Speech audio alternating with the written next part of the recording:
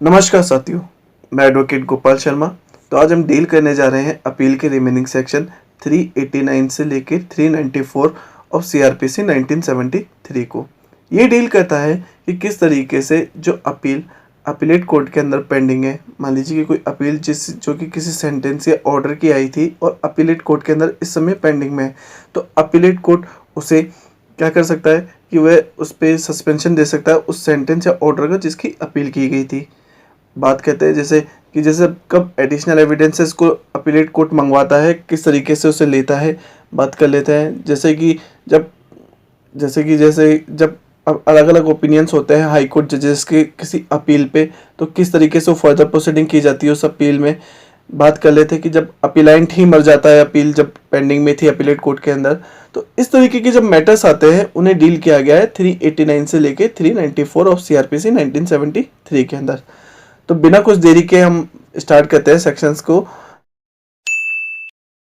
तो बात कर लेते हैं सेक्शन 389 के बारे में। बहुत इंपॉर्टेंट सेक्शन है जो कि practically as well as examination point के हिसाब से भी बहुत ज़्यादा इंपॉर्टेंट है। डायरेक्ट क्वेश्चन पूछ लिया जाता है, जैसे what do you understand by suspension of sentence. तो जब इसकी आंसर फॉर्मिंग की जाती है तो वहाँ पर डायरेक्ट सेक्शन को राइट डाउन किया जाता है। तो बात कर लेते हैं सेक्शन 389 के बारे में। जैसे कि जब कोई अपील जो कि अपीलेट कोर्ट में दाखिल की गई थी, मतलब फाइल की गई थी, और वो जिस समय पेंडिंग में चल रही थी, तो उस समय ये अपीलेट कोर्ट अपना रिकॉर्ड रीजन करके ये ऑर्डर दे सकता है कि जिस भी सेंटेंस या ऑर्डर की ये जो अपील की गई है उसे जब तक कि फाइनल डिस्पोजल नहीं हो जाता है इस अपील का, तब तक उस सेंटेंस और ऑर्डर को सस्पेंड किया जाता है। मतलब कि अब जो भी उसने सेंटेंस के अंदर दिया गया था या ऑर्डर में दिया गया था, अब वो लागू नहीं होगा उस बंदे पे जो कि अपील में आया है। मतलब कि जो अक्यूज पर्सन होगा वही अपील के अंदर आया होगा, तो उस पे अब ये जो सेंटेंस और आपका ऑर्डर या फिर कोई भी जजमेंट जो भी निचली कोर्ट ने पास किया था और उसकी अपील में हम अपीलेट कोर्ट के अंदर आए थे, तो अपीलेट कोर्ट ये जो ऑर्डर पास करेगा विथ रीजन रिकॉर्ड करके पास करेगा।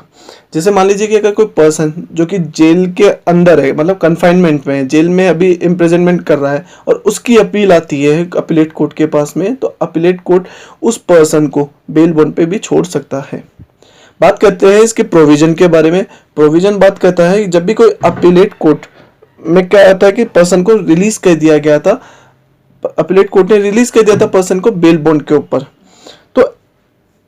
जो पर्सन जो कि बेल बॉन्ड पे रिलीज किया गया था वो ऑफेंस, उसका जो ऑफेंस था,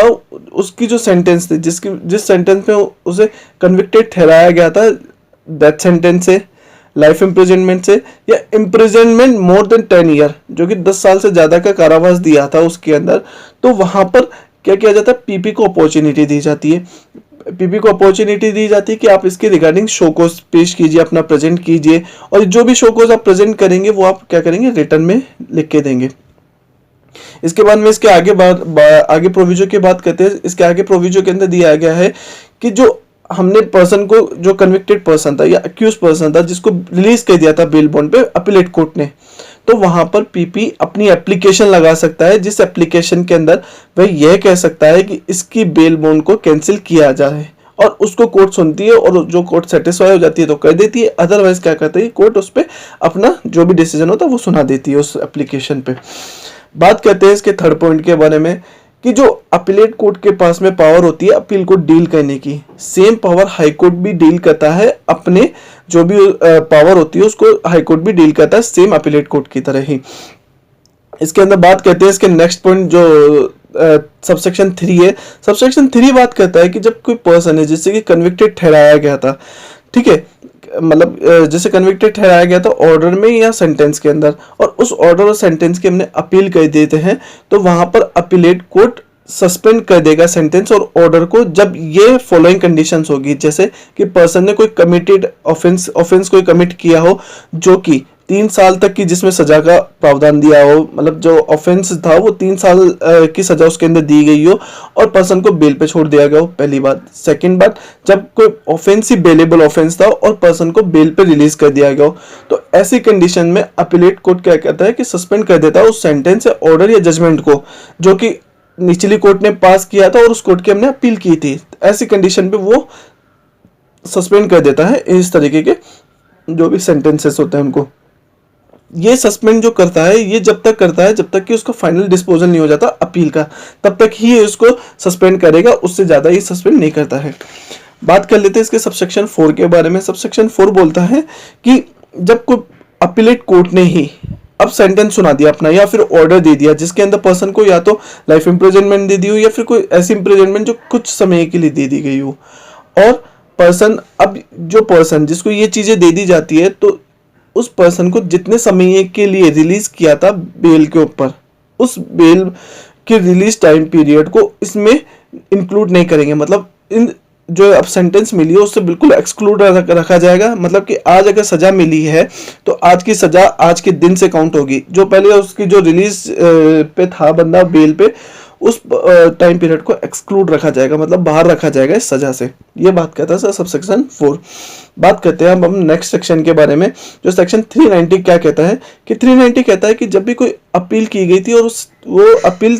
सेक्शन 378 की प्रेजेंट की गई थी, अपीलेट कोर्ट के अंदर वो अपील की गई थी, 378 सेक्शन की अपील पेश की गई थी, तो वहां पर हाई कोर्ट वारंट जारी कर सकता है। उस वारंट के अंदर वो गिरफ्तारी का आदेश दे सकता है कि जिस पर्सन को बेल पे रिलीज कर दिया गया था उसे गिरफ्तार कर लिया जाए, और गिरफ्तार करने के तुरंत बाद उसे या तो हाई कोर्ट के पास में लेके आए या फिर उसके सबऑर्डिनेट कोर्ट के पास में उसे प्रेजेंट किया जाए।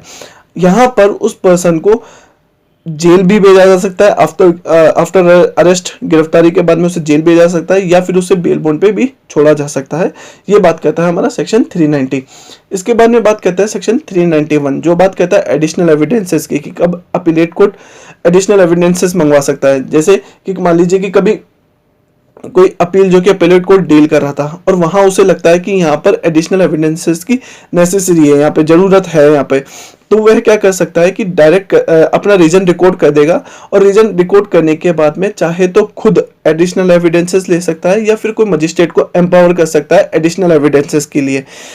अगर मान लीजिए कि जो अपीलेट कोर्ट थी वो अपीलेट कोर्ट हाई कोर्ट है इस समय, तो हाई कोर्ट अपने जो भी सबऑर्डिनेट्स होते हैं जैसे कोर्ट ऑफ सेशन को या फिर आपके मजिस्ट्रेट को एम्पावर कर देता है कि आप जाके एडिशनल एविडेंसेस लीजिए इस अपील के अंदर। तो जैसे ही वो लोग जो high court, court of session या मजिस्ट्रेट होते हैं, वो उन्होंने अगर मान लीजिए एडिशनल एविडेंस ले लिए तो वहाँ पे वो उस एविडेंसेस को सर्टिफाई करेंगे। सर्टिफाई करने के बाद में उसे क्या करेंगे कि उसे अपीलेट कोर्ट के पास में भेज देंगे, अपीलेट कोर्ट के पास में भेज देंगे। तब अब अपीलेट कोर्ट के पास में इसलिए भेज देते हैं कि ताकि उस केस का क्या हो सके, डिस्पोज हो सके वो केस, और वो अपील जो है वो पेंडिंग के अंदर है, उसमें फर्दर प्रोसीडिंग हो सके, इसलिए वो सर्टिफाई करके उस एविडेंसेस को अपीलेट कोर्ट के पास में भेज देते हैं। बात करते हैं इसके सबसेक्शन 3 की, कि जब भी एडिशनल एविडेंसेस लिए जा रहे हैं तब पार्टी खुद प्रेजेंट हो या फिर उसका जो प्लीडर है उन्हें प्रेजेंट होने का राइट होता है इसमें। बात करते हैं हम नेक्स्ट सेक्शन 392 के बारे में। जैसे कि कोई जो अपील डील की जा रही थी हाई कोर्ट के द्वारा, मतलब कि इस समय जो अपीलेट कोर्ट है हमारा हाई कोर्ट है, वहां पे उस अपील को डील किया जा रहा था। वहां पे जजेस जिस अपील को डील कर रहे थे उनका ओपिनियन अलग अलग ओपिनियन आता है उस अपील पे, मतलब कि एक जज अपनी अलग बात कहता है, एक जज अपनी अलग बात कह रहा है। तो ऐसी कंडीशन में क्या किया जाता है कि उस अपील को तीसरे जज मतलब अदर जज के पास में भेज दिया जाता है, वह उस अपील को डील करता है और एक अपना ओपिनियन देता है। जब वह अपना इस अपील पे ओपिनियन दे देता है तो इस अपील का जो भी जजमेंट या ऑर्डर जो भी आएगा वो उस अदर जज था उसके ओपिनियन को फॉलो करेगा, मतलब उसी के अकॉर्डिंग इस ऑर्डर को या जजमेंट को बनाया जाएगा। ये बात करता है हमारा सेक्शन 392। लेकिन इसका जो प्रोविजो बात कहता है कि मान लीजिए जजेस इस अपील को डील कर रहे थे और उनमें से किसी को भी इसके रिगार्डिंग कोई आपत्ति थी, इस अपील के रिगार्डिंग आपत्ति थी किसी भी जज को, या फिर मान लीजिए कि जब तीसरे जज को भेजा गया था, मतलब अदर जज को भेजा गया था अपील को डील करने के लिए, अपना ओपिनियन देने के लिए, और उन जज को लगता है कि यार इसमें तो कोई आपत्ति है इस अपील को डील करने में, तो वह क्या करेगा कि जब ऐसी कोई प्रॉब्लम आ जाती है तो हमेशा अपील जो होती है वो डील करती है larger bench of the high court, मतलब जो हाई कोर्ट की लार्जर बेंच होती है ना, अब जाके वो अपील को डील करेगी जब ऐसी कोई आपत्ति आ जाती है इस अपील के अंदर। बात करते हैं इसके अंदर हम सेक्शन 393 के बारे में। सेक्शन 393 बोलता है कि ये एक तरीके का एक्सेप्शन है रेस जुडिकेटा का। रेस जुडिकेटा का एक्सेप्शन कैसे होता है कि जैसे मान लीजिए कि कोई भी अपीलेट कोर्ट ने किसी अपील को जब पास कर दिया, मतलब पास कर दिया इन द सेंस कि उसने उसमें कोई जजमेंट सुना दिया, ऑर्डर सुना दिया, और ये अपना जो भी व्यू है उसने रख दिया उस पर, तो वह हमेशा फाइनल होगा। लेकिन इन सेक्शंस को छोड़ के, इन सेक्शन में जैसे सेक्शन 377, 378, 384 का सब क्लोज 4 और चैप्टर 30, ऐसे इस तरीके की अपील में कभी भी फाइनल नहीं होता, इसमें फर्दर प्रोसीडिंग हो सकती है।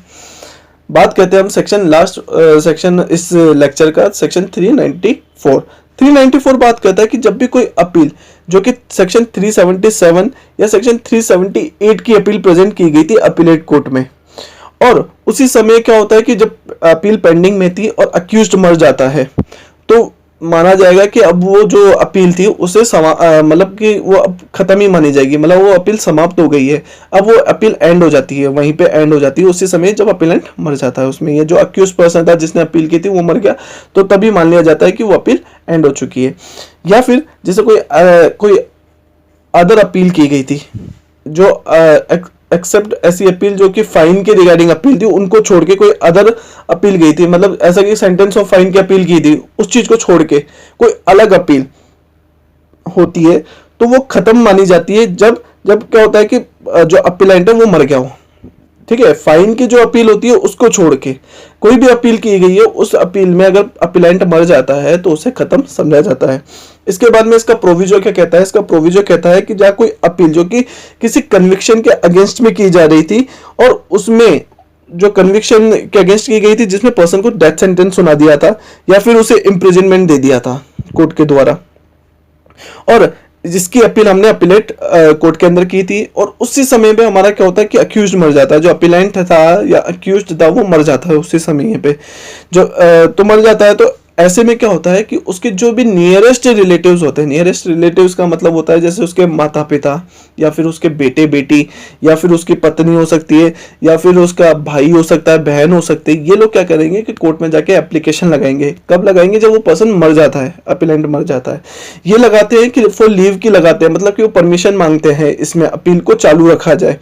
तब जाके अगर कोर्ट उस एप्लीकेशन पे सेटिस्फाई हो जाती है तो कोर्ट उसमें ऑर्डर दे देती है कि इस जो अपील है इसको पेंडिंग रखा जाए, मतलब इसको चालू रखा जाए, इसको खत्म नहीं किया जाए। तो ये जो हमारे प्रोविजंस थे आज हमने डील किया है, तो आई होप आपको अच्छे से समझ में आ पाया होगा। इसी के साथ में धन्यवाद।